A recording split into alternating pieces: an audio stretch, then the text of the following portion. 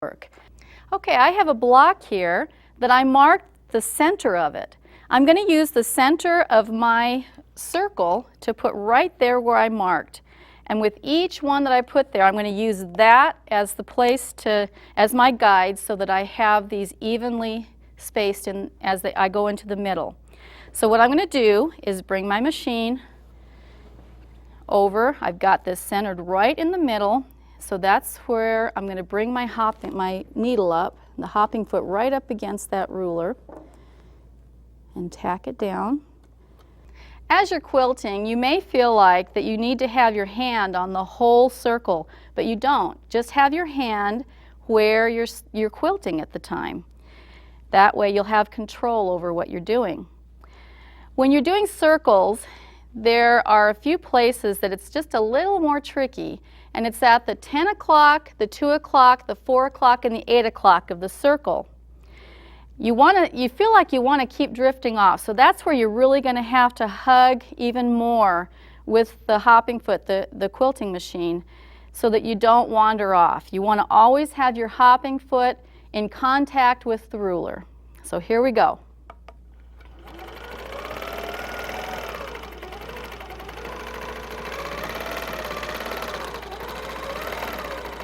Okay, I need to move my hand so I make sure the needle is in the down position.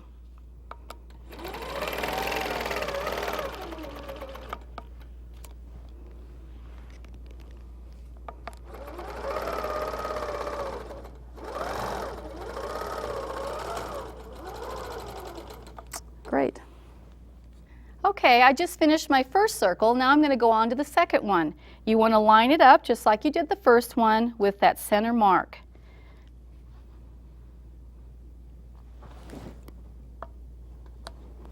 I like to stagger where I start each circle so that it's not the same start point each time, and then it doesn't show up as much. I'm going to go ahead and tack that down and then clip my threads so that they're out of the way. Okay.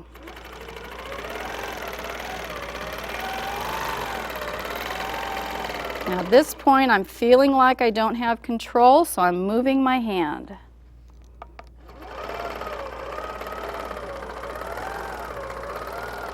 Look at that perfect circle. Isn't that great? Okay, the third one, I'm just going to do one more, but there is another one that you could put in there in the center to make even a smaller circle.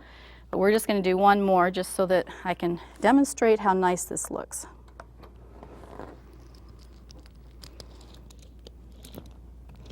I'm placing my circle for the third time in that center.